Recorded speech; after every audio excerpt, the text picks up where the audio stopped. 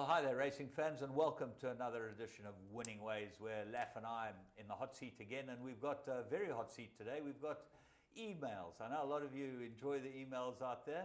We find them quite taxing because we're sitting on two chairs, Laff sitting on one and I'm sitting on the other, and it makes it quite interesting, doesn't it? Yeah, I prefer to be sitting on your lap, but we will with the two chairs. Listen, don't get carried away. You can sit on someone else's lap or have yeah, I'll be carried away. Stu will probably come sit on your lap for you if you. Yeah, it's always there's some very contentious points brought up again, and hopefully we can answer your questions in the right manner and let you know what's going on. But no racing again, no feature races around the country, James. No feature race around the country. The program's been decimated by rain, which is fantastic. We've needed the rain. Yeah. And who knows how long it will go. They're making decisions at this moment for Tuesday's racing at Scottsville. Yes. That's in doubt. And Friday at Greyville. Yeah. I had a look at the weather charts and it looks like there's more rain coming tonight, especially over Scottsville, which would be a pity because we need some racing down here. But as James says, the rains are soaking and they're helping and turning the place green. Let's go and have a look at 3 to follow, and we start at Turfentine.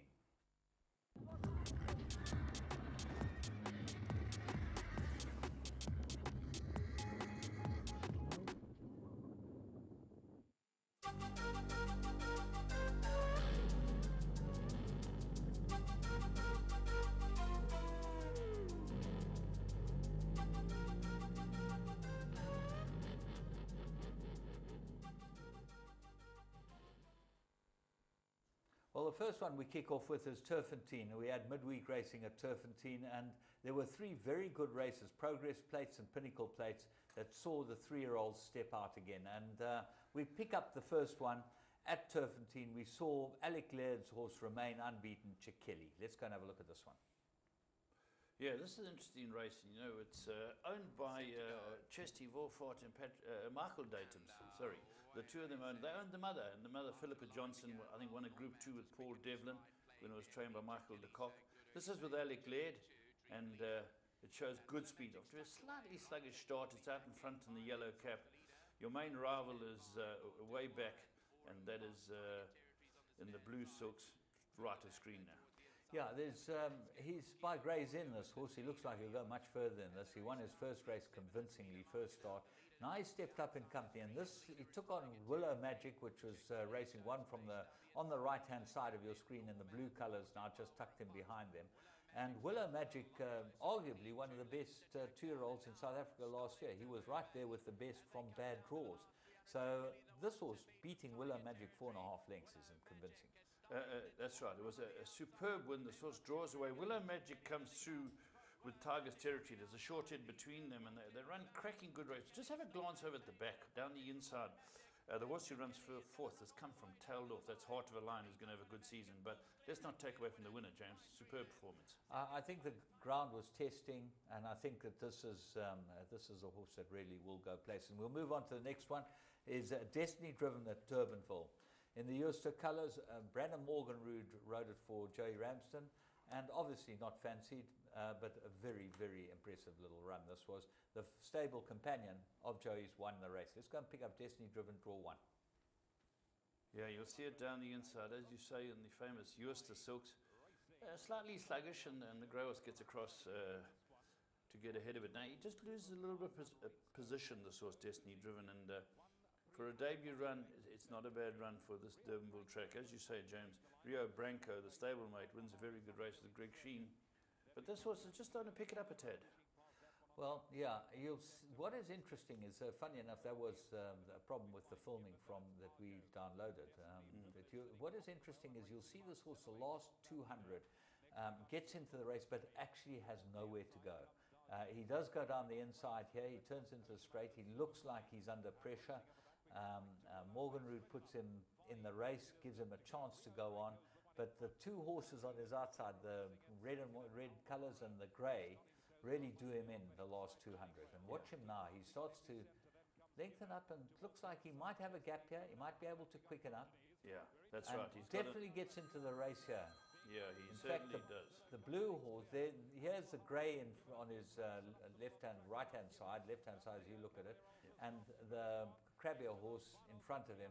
But he doesn't really have anywhere to go there, and he just looked like he's starting to quicken up then. Absolutely. I think he's going to win soon, this horse. He was very dumb on a tight track, and things never mapped out for him. Do we not say cell phones out at the beginning I of the thought show? I'm speaking to my cameraman about it afterwards. Yeah, no, he definitely needs to have we'll have a word with him. Hard word. Hard word with him. We're going to stick at Durbanville and go and have a look at a well-named filly, Katja. Now, I was fortunate enough to work with the original Katja with Ricky Ginsberg. She was a cracking good sprinter, top class sprinter in the 74, 75 era. And I could tell a story or two about Katja and Tony Stevens, how he went and did us in at Turfentine while Ginzi was up at Zimbabwe looking after his horses for the Tankard. But that will remain for another day. Tony Stevens ended up where he deserved to end up, and because Katja got the wrong end of the stick because of him. This might turn out to be a decent one on this debut run. This was a very nice run. Patrick Craig trains her for the Sharp O'Hara combination. Have a look at Katja with the self-proclaimed champion, Jimmy Smith-Storff, aboard. Yeah, the self-proclaimed champion. Also slightly sluggish Katja with a white face, and he knows his deep draw. He decides to move it in towards the rails, which is closer. And you'll notice before they come into the bend, this horse is lost. Lost and 3 wide now. Now she goes out again. She's pulling. She's giving the champ a hard time. And here she comes out. She's in the pink colors. And you'll see us come into screen any moment. She's right at the back and wide. And look where she ends up running. You know, she's still not settling. She hasn't a clue what's going on. And I think it's Hammy's Wildcat. It really leads him a good gallop. So that compounds into stretch. But when you have a look where Katja is, you realize what a lot has got to do. And Jimmy Smith-Storff thinks, well, I'll take the shortest way home. I'm last. I've got the pick of where I'd like to go. And he elects to go down the inside. And when you're watching this race, you seem to think, how can this horse run second? Well, absolutely. Now she's right on the inside at the back. She's getting a scrub along. There's a horse in front of her. There's a horse on her outside. Now the horse on the outside moves out. Now she starts to be able to get a clear run. So Jimmy now keeps on going with her. And here she gets out into the open.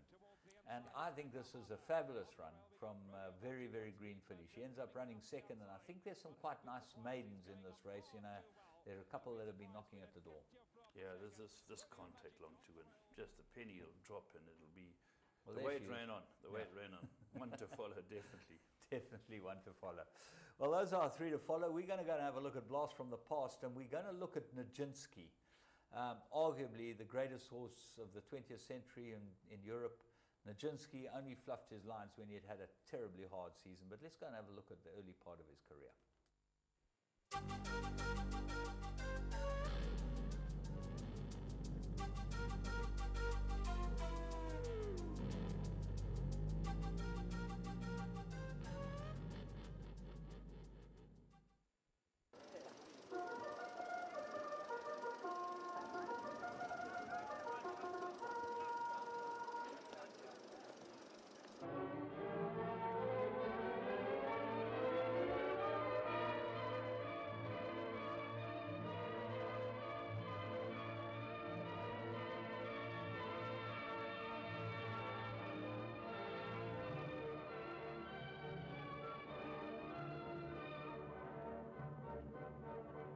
Few horses in history have been able to win at any distance from 6 furlongs to 1 mile and 3/4.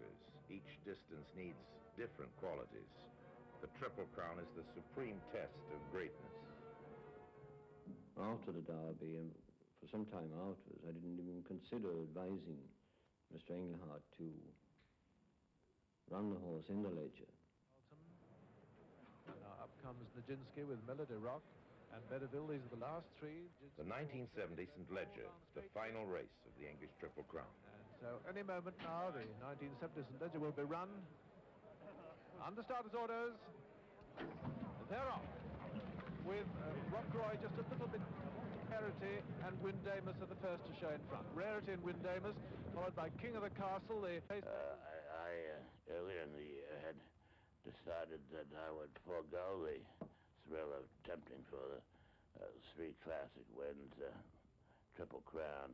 But then when the horse raced so easily in his 1.5-mile races and seemed to be able to do it hardly raising a gallop, I couldn't see that there would be any real challenge that would force him to overexert himself. And as we wanted him to have a race between the King George and the Ark, obviously it seemed the same to do it. And Medeville is last with under a mile to go at this point. And Windamus has slightly increased his lead here, must be 6 lengths in front of King of the Castle and Politico, who are together second and third. Politico now going second, just in front of King of the Castle. Then a gap of... I don't think that that it was an ideal prep race, but anyhow he did require a race before the Ark, and there was no other suitable prep race in Europe before the Ark. About 3 lengths now from Politico in second place. Then comes It's part of the history of English racing, isn't it? The Triple Crown. I mean, it's one of the great things a horse can do. They make the turn into the straight now with 4.5 furlongs to go. Windamus is the leader from Politico, Melody Rock, Rarity, Charlton and Rock Roy. Nijinsky still sitting at the back of the field with half a mile to go. Windamus on the rails, being joined now by Politico. Nothing between those two.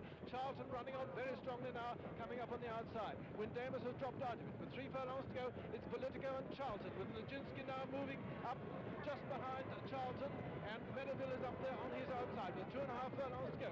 It's Politico on the rails. Charlton is with him. Nijinsky now just coming out, and at the moment Leicester hasn't asked him anything at all. With 2 furlongs to go, Politico on the far rails. Charlton losing his place. Nijinsky cruising up on the outside, as smooth as silk, with 1.5 furlongs to go. It's Nijinsky cruising into the lead from Politico, and followed by Medeville now in third place, and then Charlton. 150 yards to go, and this great horse is riding home Nijinsky from Medeville, who challenging strongly on this side. Politico on the far side, at the post is Nijinsky the winner. Medeville second, Politico third, Charlton fourth, Rockroy fifth, Rarity sixth, Melody Rock seventh, then Windamus, and finally King of the Castle.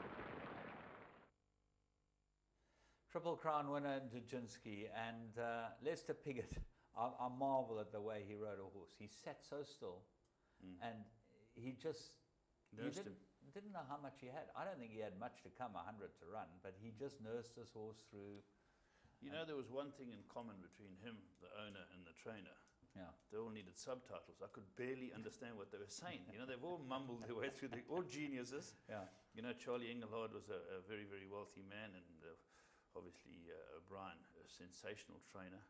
But what a racehorse, and what a stallion, James. What a great stallion. Well, it's just fantastic to be able to watch something like this. And unfortunately, you know, he got beaten his last 2 starts. He got beaten in the Ark. He should never have got beaten. Yeah, but I he think lost to Sassafras. Yeah. And then he went home and he lost the Champion Stakes. Yeah, yeah. I think he's feeling the pressure, but he was a marvelous, marvelous racehorse. And Charlie Engelhart was a fantastic owner in this country, under Y.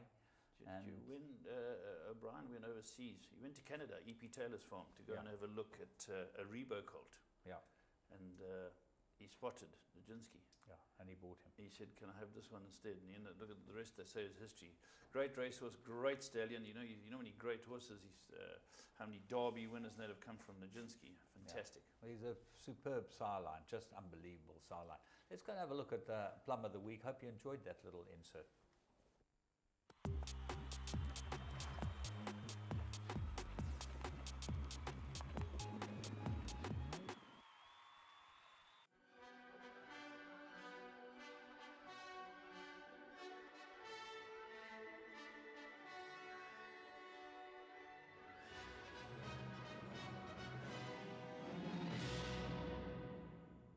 But Shout Out has hit the front now with 2:50 left to go, and Robbie Frads are Shout Out to go, and there's very little challenge behind it, and Shout Out is going to run out an easy winner here. Shout Out will win it comfortably under Robbie Frad by 4.5.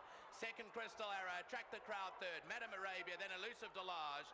Behind that, Magox Express, Keep My Promise, Ania Galeria, Rainbow Warbler. This was shortened in from 14 to 10, started 5 to 10 with the bookmakers, but as you'll hear later in the program, the bookmakers' odds are not being shown on Teletrack, but on Interbet, you can go there and anyone can become a member of Interbet. And Johnny, when he went through this whole thing with me, he said you could have got 8 to 10 as much as 8 and 9 to 10 as much as you like. I think you had a little tickle on it as well. But it just shows you should actually subscribe to Interbet, www.interbet.co.za, and get a thing. You'll get all the odds, and you get the bookmakers' odds, you get the Interbet odds, which are always better than the bookmakers' odds. You get all the tote options. And then you can bet on the tote as well. So you've got everything there, and it's a one-stop shop to be able to bet on absolutely everything. And especially with the situation the way it is at the moment, to back a horse like this, you could have had a look at all 3 sets of odds and find which was the odds that suited you the best. But very convincing winner. And let's go and have a break. We're going to have a break.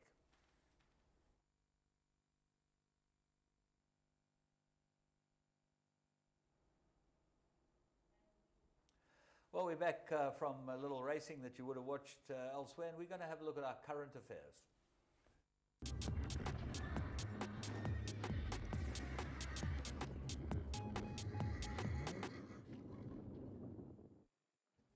Well, let's go and have a look at the big races in England. Ascot Champions Day is always a day to savour, and we've got the 3 big ones from Ascot Champions Day. We're going to start with the Sprint Stakes, which was race 2, and we had to have a look at this one because it was a very, very impressive win for the Irish.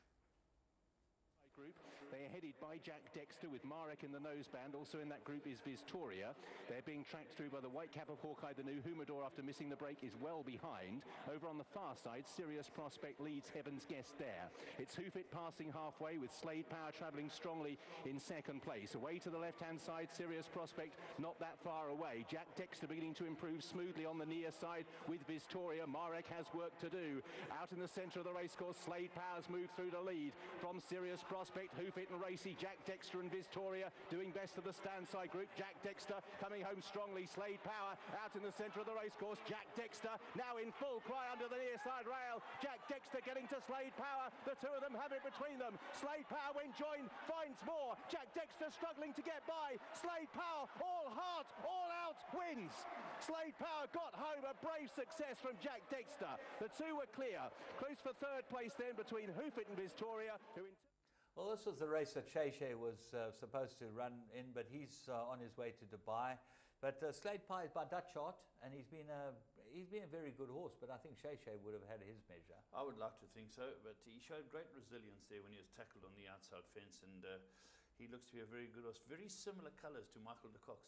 Absolutely, and that's, you know, those Soul Power, all those power horses, they're trained by Edward Lynham, who I think Keegan Latham rode for quite a long time. Keegan Latham rode for the Irishman, and he's a very good sprint trainer. Yeah, absolutely. We're going to move on and have a look at the fillies and mares Queen Elizabeth Stakes, and here you'll see the famous Igugu. But really not at her best on this ground, and certainly didn't settle very well in the race. Let's go and have a look at her. Talent now begins to move closer, still travels well towards the back of the field, just trying to avoid covering ground on the outside of Dalcala as they make the turn in. So it's Nymphia who leads. Igugu poised to have first crack. Belda Cressy, Talent improves, circling the field with the red cap to dispute fourth with seal of approval. Dalcala, Christophe Simeon also riding a patient race. Hot Snap continues to be ridden along. Nymphia leads the turn for home. Igugu asks for the effort. Belda Cressy for Johnny Murta coming there strongly again. Then seal of approval. Talent asked to pick up. Dalcala just being given time to find her stride, but he's staying on. Belda Cressy and Igugu about to be joined by Talent and Dalcala down the outside. Nymphia towards the inside. It's Belda Cressy out in front. Seal of approval for the shock. He's throwing down the challenge and is a real threat. Seal of approval, the outsider of the field, has moved through to lead. Belda Cressy, Talent and Dalcala can't go on, and seal of approval for George Baker and James Fanshawe is coming clear to win the fillies and mares. Seal of approval stamped her authority and won decisively. In second place, Belda Cressy. James Fanshawe, Sir Mark Prescott's protege. He was with Sir Mark, and he is a hell of a good trainer of fillies. He's a small trainer. He doesn't get much opportunity, but you give him a horse to train. He had a filly a couple of years ago, and I can't get her name, but she was very good as well. She was owned by one of those racing clubs. And good luck to him. It's by Authorise. Eh? Authorised, yeah. Out of a Dr. Devious mare, there's a lot of stamina there. They needed stamina on the day. Yeah. Well, James, the conditions were bottomless, to say the least. That's why Igugu certainly, both Michael's horses that I saw race didn't seem to handle the ground. When you get horses like Dawn Approach, every one of them was struggling in the ground. You had to be a real battling mudlark to do well in these conditions. Absolutely. But good luck to James Fanshawe. He's a wonderful guy. If you ever have a horse in England in training, he's one of the guys you should consider. Let's go and have a look at the third one, the Queen Elizabeth Stakes. This was the run that we had soft falling rain in. Elusive Kate in midfield. They're already getting very well strung out here. Casper Netcher still under restraint towards the back of the field with Maxios, Olympic Glory, Casper Netcher, Gregorian, and Gordon Lord Byron away to the left-hand side. So Burwaz leading them right up the middle of the racecourse. Lettermore's rider steals a peep to see where the main body of the field are. Soft falling rains towing them up with King's Barnes. Dawn Approach, rider just getting a little lower in the saddle. Olympic Glory travelling much more kindly than sometimes the case, with Maxios being ridden along Top-Notch Tonto and Gordon Lord Byron.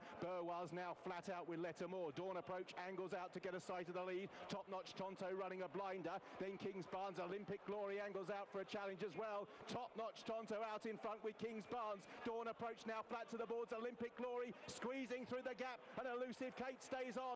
Olympic Glory, who moves through the mixship with Top-Notch Tonto. Dawn Approach can't go on. King's Barnes, and it's Olympic Glory lit up by the blinkers, who's coming away. Top-Notch Tonto, King's Barnes, Dawn Elusive Kate, but this is all about Olympic Glory, scorching clear for Richard Hughes, Richard Hannard, and Sheikh Johan bin Hamad Al Thani. Olympic Glory hammered them. Top-Notch Tonto, a massive run in second. King's Barnes next. Triumph for Richard Hannon and his stable jockey Richard Hughes. They put the blinkers on this horse, and they take a long time to do this in England. They tend to, don't they? Absolutely, they do. They're entires, no blinkers, and they race. But by Choisier, nice that we both train a Choisier as it is. That's good. We like very good both stallion. He showed his ability when he went to Ascot as well. He won twice at Ascot and at Royal Ascot Week. But Richard Hughes, Richard Hannon, very strong team. Yeah. The fourth race, and obviously the big one on the card, was the Champion Stakes, and we'll just chat about that because Farr ended up lowering their colours. He was fantastic. It looked a race for me, James, where Cirque was impossible to beat in that type of ground. He'd just trotted up many lengths in his previous run in very soft ground. Farr was coming off a 5-month break and a racehorse and a half that he held them off, and the Derby winner ran a cracker too, running on very strongly for third. So it was a great race, but again the field were very strung out in the ground. Yeah, Saad Vencera, as you say, 5 months, it was incredible because he came back from his last Ascot run, not right, and they thought, well, it wasn't actually Ascot, it was Newbury. I think it was a Lockinge. He won the Lockinge, that's right. And he didn't come back right, and they said he had a joint problem. But to bring a horse out over 5 months in that type of condition, and Sylvester de Souza rode a very good race on him. But as you say, Cyrus Douglas looked like the right horse. He's been a fantastic horse. God, look at his record, that horse. He's a gelding, and he loves the mud. And he came up, and Christophe Soumillon produced him at the right time. He moved up in the middle of the track. Couldn't get past it. So Farr, a very good win for Farr and Godolphin. Right, let's have a look at our current affairs and the news that we've got. Well, the first bit of news is the ready-to-run sale. The gallops all finished? That's right. It's all been downloaded. I spoke to Cruising Tom, and everything you can see, just get on there. They got the latest gallops that took place on Friday.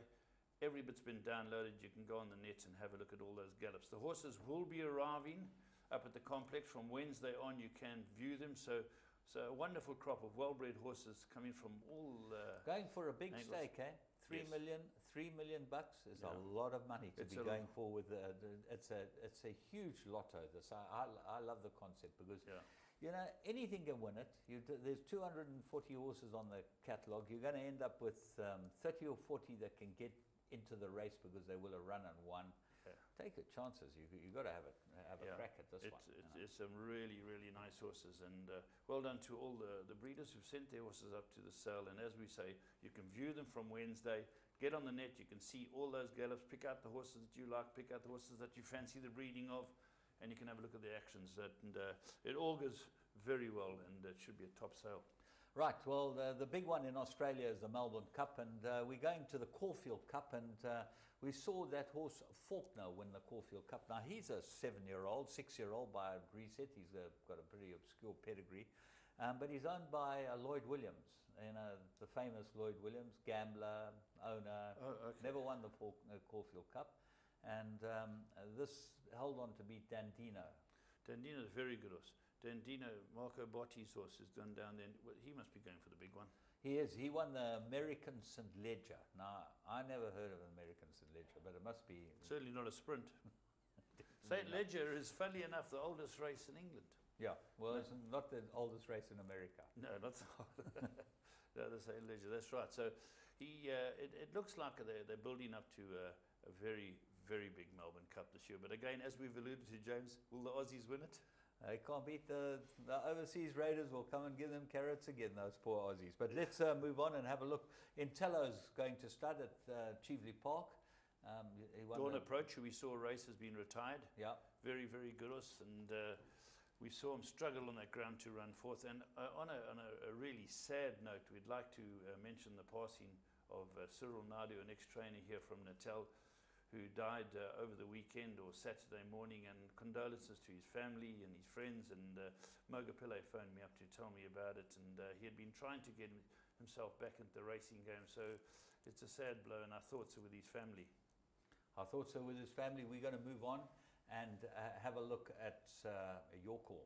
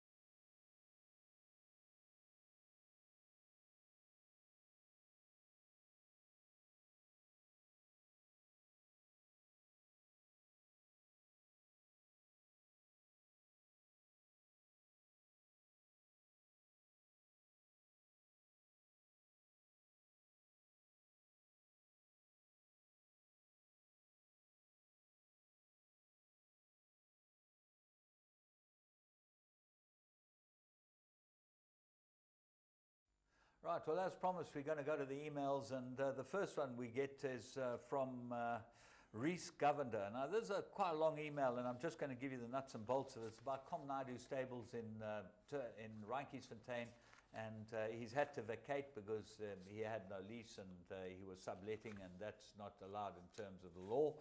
And interestingly enough, we spoke to Patrick Davis, and he says they're working on it, and they think they'll have a solution that will suit everyone in the very near future. So thanks, Reese, for your email. It was quite interesting to read it, and he's brought up that, and we're able to tell you what the feedback is from Patrick Davis. Yeah, nice of Patrick Davis to come back and talk with us and tell us where things are going, but good for that. But the first email I've got here, James, is from someone called Tony, who is I'm just going to praise you. This is talking about if we can shed some light on Teletrack's decision concerning the fixed odds situation. Well, you know more about this than I do. Well, interestingly enough, it's very simple. What happened was that the bookmakers' licenses or use of the Teletrack feed came to an end in all their outlets, and they needed to sign a new contract. And the new contract had a whole lot of different stipulations as far as price paid and all those type of things. And what has happened is that the bookmakers and Teletrack are obviously at odds as to what they should pay and how this whole thing should be, and as a result, Teletrack is not putting up the odds, the bookmakers' odds. Now, interestingly enough, might be a very good thing for the tote, because you're getting the tote odds, you know what the tote odds, and certainly if you go on, like we sponsored by Interbet, and I must say again, if you go onto Interbet, you can see the bookmakers odds, the Interbet odds, and the tote odds. You've got them all there at your fingertip. And all you need is a So are they screen. trying to get to some common ground? at this stage? Apparently they're working on it, and there's all types of things that have happened, including the Multi-choice. licenses and multi-choice. I'm not happy with the situation as far as we can ascertain. You know, it's one of those things that is in a state of flux in this industry, and as you realize, there's such a big industry. The answers are not there at this correct. moment. Let's hope they can get to the bottom of it and get it I'm sure it sorted will be sorted out. All right, James, thanks for clearing that up. Right, we move on to Gary Lawrence. Outstanding feats of race riding Durbanville that I want to share with you and Paul. Robert Carty's riding in both the races listed below, and we unfortunately didn't have a good enough feed to be able to show these races, but he rode two tremendous races. In both, he never gave up and gave the trainers and owners every chance to get stakes, which was admirable considering the first race he rode 400 meters with his near side foot out the stirrup and one going away. His race ride today, 9th of October, without stirrups all the way to the post and finished third again, was full of merit. I view the replays through Sporting Post videos, and great source for racing enthusiasts. And thanks for the informative program, and just fantastic. You know, when you see a jockey showing that much commitment, he deserves every success he gets, and I think Robert Carty is one of those guys. Nice I guy. really like him as a Can you jockey. check his saddle at the start in future, please? Yeah. Let's eliminate all that. You check your saddle at the start, put Well, a get chamois your on the foot in horse. the iron. Sorry? Or Get keep your your foot feet in the iron, yeah. But But well well done done to to him. He's a Rob, nice proper. lad, and well done to him. And okay, here one. Now this is an interesting one. This is from, looks like Nikit here. And this is how James and Left. They basically want to know is bookmakers' deductions. And please excuse the ignorance, but how are scratching deductions monitored, and or are bookmakers permitted to deduct whatever they want carte blanche? Now, that's not the case. I got hold of Trevor Ferree, who's a friend of mine, and I said, Trev, how does this all work? And Trevor said, basically, the government give you the amounts. You add 1 point, if it's even money, you add 1, 2, and you can take 50% off. It's quite a complex system, but they have sat with the government. Now, I believe there's a move afoot to change a few of them, because if a horse is scratched, the deductions can sometimes be big. But what Trevor finds is the big bugbear for punters is when the initial betting comes out and they're betting rounding off at 130%. You'll have a horse scratched at 5 to 1, and they'll redo the betting, and the guy who's backed that horse early has had his deduction of, say, 15 cents. They redo the bet, and the same horse is 5 to 1 again, and the guys had to take a punters had to take it, and Trevor said that's all wrong. So he said that they've got to try and get some system that can sort it out. But the way it's done is it's actually a government body. They advise them. There's certain percentage deductions all the way through, depending on what price the horse is. But as you say, anti-post betting's a problem. Yeah, correct. Or early betting. Early betting. There's no James, such thing as one anti-post. question you've got to lose throw your at money on yourself. anti-post. If you do an anti-post betting and they take out the favourite, just say for instance You lose your money. Just say you've done 50% now. Okay, now they come to, or even race time. The favourite comes out, you've done 50%. Then the second favourite for some other reason gets loose and you've done another 30%. It adds up. You can do a lot of money. You can have a lot of horses racing, you can do a lot of money, yeah. Okay. Let's move on. The next one's from Willie Hortzman. He's been a great contributor, Willie. And he's got a suggestion here which he thinks will create huge interest, okay? Well, the thing is that the jockeys will be huge, because he says ex-jockeys versus active jockeys over 6 races, preferably a pick 6. This is a special day, must be called Ribbon Day. Why Ribbon Day? Because there will be no starting stalls. Ribbons start, so you've got the tapes again. No bolting, no pushing and shoving, no rearing causing injuries, etc. No need to go into detail. We've seen it all. This will give all the jockeys equal opportunity with no scratchings. Jockeys will have the opportunity to place their mounts 2 seconds before the off. I want to see if Mace can still win a race. As he's seen Mace, they'd have to make it 75 kilos.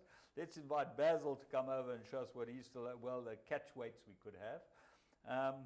Give them enough notice so they can lose the weights. Would be exciting to see the old jockeys back again. What do you say? Well, you can't put them with the jockeys of today. Can you imagine me playing against I don't Kaiser think Chiefs Mace next ever week? rode with a tape start. Sorry? I don't think Mace ever rode in a tape start. Oh, he must have somewhere. No chance. No. I mean, when the pens were starting playing up. stalls- Yeah, starting no, it was always starting starting tools. was- I know that. Yeah. But listen, imagine getting, who are the ex-trainers? Prince Hill, Yeah. Gavin Finzel, Dennis Bosch, Michael Roberts, just to think of a few. and say, guys, you're going in against Arthur Marcus, striker straight.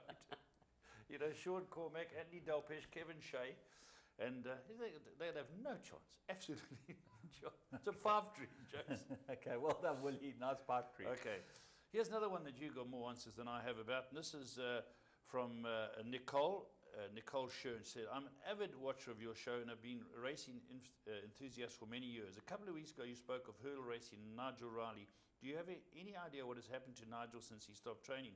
I remember him as being a talented horseman and a training winner of the first race, and then ridding the winner of the last race. Well, that's absolutely true. At Gosforth Park, he trained the winner of the first race and rode the hurdle race winner of the last race. What is ridding? No, riding. She's thinking about riding. But this chick, I'll tell you what, I know what's coming after this. Can I read the next bit? But just let me say, Nigel's an advocate, okay? He gave up training and went to law school, and he's an advocate in Johannesburg, very successful. Right, let's see what the rest is. He said he was also the best-looking man I've ever seen on a race course. Has she been Natal racing? I'm about, you're about. And it would put the current crop of racing personalities to shame. So our Nigel's a good-looking boy. Teletrack should try and keep people informed of what's happened to. Well, I'll tell you, Nigel, in those days, you know, he had to stand up against George Belita, Roy Howe, Ormond Ferraris, J.F. Kutsia, Lucky Kutsia. Yeah. There was no a whole race. lot of real. No wonder Nigel was the best looking girl. But you know, Nicole. Yeah. You surely got to get your eyes tested. You Yeah. come down to Natal, you'll find talent here. And they think the talent's in the Cape with the pretty boys in the Cape, but let me tell you, I'm not so Jim, sure that those boys Jim, you we've know, had some can help pretty a girl boys. like you. You know, there've been some pretty boys. Maingard must have been around at that time. He was a good-looking boy. The girls flocked around Maingard as a young man. Some. Some. Let's take a break. We'll be back. Here we go, and Wiley Hall. Did any of you catch this horse? He's a Group 1 winner. His comeback race the other day. What a cracking performance by this horse, James. Beating 2 real top horses again, also on the comeback trail. Great race to watch. Well, he's never showed that he's effective over 7 furlongs, 1400, and he absolutely gave them a hiding. I thought it was a fantastic run, and I thought Ella Bella's run was a fantastic run, and I'm going for Ella Bella in the Summer Cup as my early anti-post. Okay. But hopefully there's no scratchings. Let's go and have a look at what else we got in. Okay, we got the next one. This is from Medium Wave Transport, Tony at Medium Wave Transport. Talking about Jack Ramsey, and he's an old-timer. He says brought back good memories. Well, Jack was fantastic, wasn't Absolutely. he? Yeah. And long may Jack be around with us to help us with these things. My father took me to the East London Nahoon racecourse at the tender age of 12. Jesus, Oak must be old. Yeah. Yeah. I remember your father racing a horse called Peralta, trained by J.F. Kutsia. Well, it wasn't trained by J.F. Kutsia, actually. It was trained by Henny Kutsia in KwaZulu-Natal, and then moved to George Azzi for the computer form sprint, which had won as a 3-year-old. And in a 4-horse race, D.H. Harris had 2 runners. James Marie was riding a horse called Dana's Deep in the red, and the stable companion 33-1 won the race. The public rioted. Harris climbed up one of the trees. Anyway, a couple of weeks later, he got down off the trees, but the rules were changed, and all couplings were included in the Pick Six. Now, I knew Dougie Harris very well, because he was the chairman, the sitting chairman of the owners and trainers. The sitting chairman? Yeah, when I became a member of the owners and trainers. That's what they called it, the sitting chairman. Yeah, he was the incumbent trainer. Okay. And he owned a huge business, engineering business in Alberton. He was like the big shot in Alberton. You want anything done? Dougie Harris. Newmarket was his business. My reason for the email is David King passed away recently, and David King was one of those jockeys from those times. And only James Marie and Brian Cohen were at his funeral. And he said that the public is never reminded of these people, and maybe we should keep tabs on them. Another one like that, yeah. All right, and here we've got one from one of our usual writers, Joe Jacobs, a man who loves his racing. You always see him floating around the race courses in Natal. And he basically is talking about the awards dinners. He had seen the Equus Awards, and he had seen the KZN Awards, and he thought that being at the KZN Awards, it was a fantastic occasion, beautifully run, and he just thought what was shown on TV later didn't show the splendor and the social happiness everyone was getting involved in. He said it was wonderful, But it's time constraints, isn't it, James? Well, that's the problem. The problem is that we have 10 or 15 minutes to do a 3-hour show. It's a 3-hour evening is basically what it is, Joe. And, you know, we like your emails. Keep going, but you're, you know, getting a little bit He said tired, we missed out on Bill Lambert, yeah. the great Bill. Well, we got Bill Lambert in the studio. That's so right. Should have, you know, that was a show in itself, wasn't That's it? right. This is from Adrian Jagnik, and it's a long email, and he wasn't happy about watching Schiffer and Jet on Fire in action, and Schiffer won, Jet on Fire got beaten, and he obviously did his money on Jet on Fire. And he went to the races, and he says there's too many variables in racing, and unfortunately that's what makes racing such fun, is that there are a lot of variables, and you never ever know what's going to happen. Yeah, you don't. Never know. And that's really, what makes it interesting. that's, I think, part of the allure of owning racehorses and being in the racing business. No matter what horse you've got, and we showed you Nijinsky earlier today, he got beaten his last 2 starts. He looked invincible when he came to those races. Next one I got from Chris Swart, and it's basically a bit of a tribute here to Wally Brits, and he was just saying here, he spoke a few years about Wally and his family, and my sister-in-law and her 2 young children lost her husband in a tragic fire on their farm. Wally offered to name his next foal Shoot the Booze, run for Ashley, and the stakes earned to go to the kids. The foal died and Wally donated a tidy sum to family, but the story doesn't end there. A few years later, on the anniversary of Ashley's passing, Air Combat and his sibling won on the day. It's been a privileged part to share the journey of his life of one of racing's finest men. Horses like Magic Choir, Shoot the Booze, Fun Yuka, Air Combat, Disco Man, Sweet Sonnet, Catch 22, Cookie Monster, Damage is Done, The Bed of Roses, Brute Imperial, and every single lost cord he could get his hands on. I recall you had at least, you had a filly, I think, a chestnut filly that won about 5. That Princess Titania, yeah. Is that yeah, it? She was a very, very and the good racing world has lost a fine man, and he certainly was up there with the best and very generous man. Well, I was very good friends of Wally Britz's, and he was the first guy to build a house at Reinkiesfontein. Is that right? You know, him and I were the first 2 people to build it. What did the others build? Well, Later. At that stage, it was a mealie field. That's all it was. There was a mealie field. We built a training centre, and before we built the training centre, and before even I went there to train, which was 1981, was the first horse on Reinkies. Were you one of the I was the opening the batsman? architect. Yeah, we did the whole thing, set it all up, and it took 7 years, 8 years to get the racing industry involved. But there were 4 of us that started there. It's quite interesting. As trainers, I was the first one there, and we built a track out of the mealie field. Yeah, out the mealie field. And Wally Brits one of the first? And Wally Brits was the first guy to build a house. He built a magnificent house. You know, Wally was, he was married. He's got a child with a dentist lady. And then he became a bachelor, and he built a bachelor pad on Reinkiesfontein. There were some parties there, I can tell you. So a character of note. Absolute character, and sorely missed in the racing industry. He raced with Roy Magner. Roy Magner is latter years for a long time. He raced with Brian de Villiers before that. He raced with me. He was a guy who loved racing, and had a lot to do with the Alchemy. I think that he was very involved with Philip Kahan and those boys at the Alchemy. Let's move on to the next one. We've got from Knop van der Merwe. He doesn't like the pick 6 changes and no couplings. And there are people who like it and people who don't like it. And he goes through all the reasons. He says that people have to take bigger perms, and he says the people in the totes don't like it because they're not able to get the couplings. Well, if you saw the pick 6 in Borrowdale yesterday, the first leg of the pick 6 in Borrowdale was won by Lisa Harrison, mate. But she had the favourite in the race, the 10-1 shot one. That couldn't have made anyone very happy. The but figures the are pools up. The pools are up. Yeah. The pools and that's are up. that's what it was set up for. So well done to the guys who came up with this information, decided to bring it up, and long may it last. Yeah, the next I've got is from a guy called Derek Streak, and it's an interesting point.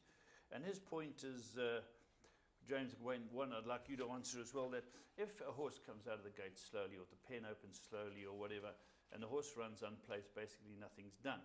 But if the horse opens slowly and the horse places or runs into a check, there is a chance of it being taken down. Well, what's the ruling? Well, basically the ruling is quite easy. If there's no apparent benefit to the horse, the race will stand. Doesn't matter whether it gets, It's only in the situation where the handler holds onto the horse or there's some type of situation. But I think that they've got it pretty well worked out now. We work to the European system and seems to be working quite well. You know, the horse got a pen opened early, but it still didn't run a no place. benefit. So there you are, no benefit. Okay. Right, I've got Tony at iAfrica. First timers in the PA. 90% of punters have no idea the ability of the unraced horses, and this is a problem. And Tony, nice email. It's possible for the first two places to be, or first three places to be filled by unraced horses, and that doesn't help the punters. And what he's suggesting is that the first horse that runs in the places that has run, okay, or the first two horses that run in the placings that have run, be included in the place accumulator. And I see this happening certainly in KwaZulu-Natal. You're getting these horses opening up favourite of Mike de Cox, Charles Laird, the big stables in third race or fourth race, not running a place. Yeah, you're right. They do seem to open those big stable horses shorter, and people are swayed by it and seem to think, well, I mustn't leave this out. And the stable probably doesn't think they're quite as ready as the public does. All right, and James, let's see what we've got. Another one here, and this was interesting too, because this comes from Mark Hilton, and he's very pleased with the program. He enjoyed the interview with Carl Berger. He said racing need characters of the game. Let's hope you have more of these interviews. We need passionate trainers and owners in my book. And he also went to Mansfield High till the end of Standard 7. Him and Carl Berger left together. Did they leave together? Yeah, they went from there. They went Jawling. Jawling, yeah. But so it doesn't say if he carried on into secondary or tertiary education. But he loves racing in Durban. He's got horses in Durban with Cookie Whitehead, and she's a passionate trainer. He said, and he loves his racing, but he likes the characters of the game coming in. But there's also a downside to that, you know. Maybe we should have Mike Hilton on the show. Mike, there's an open invitation. You could tell us a story or two. Come and tell us what's going on. Yeah. Shall we move on? And this is the last one we got, sent by Alice, okay? And it's a July. He thinks the whole introduction of jockeys at the July is rubbish and a farce and shouldn't be introducing jockeys. I wonder why he doesn't like the introduction of jockeys. Well, he says that you don't need to be famous to win the July, as Patrick Wynne and Billy Harvey. Well, the late Billy Harvey, unfortunately, and you don't need to be famous to win anything. Yeah, in the horse racing business, anything can come to anyone, and I've seen lots of people become very famous because of horses that they've owned, trained, ridden, or whatever, you know. And at the end of the day, it's part of sport, and they love introducing people. They do it in soccer, they do it in racing all over the world now, and I think we were the first country ever to introduce the jockeys. I know at Gosforth Park we used to do it for the Jockeys International. We used to introduce the jockeys, and I don't think anyone had ever thought of it. That's a sporting event. I see we're starting the national emblem. I mean the national anthem, and some people love it. You know, some people won't like it, but we can't please them all. And I think a lot of people like the introduction of the jockeys. Right. Well, thank you to all of you for the emails. They've been most informative. We hope that we've given you the right answers, and we've enjoyed doing them. From Paul and me. Have a great. Just one. Sorry, there was one. We got an email from Chris Novella, which I'd taken out to speak to Colin Gordon. Yeah. And he had complained. Funny enough, the email was dated a good few weeks back, and he had complained that last year he wasn't getting microchipping of his young horses. He's got 6. And we phoned up Colin Gordon and we spoke to him, and they've all been done in the time since we've received it. So I hope everyone's happy, and well done to Colin for clearing that up. Clearing up and sorting it out. And thank you to all of you that helped us with all these answers, and we hope that you'll enjoy the show and be back next week.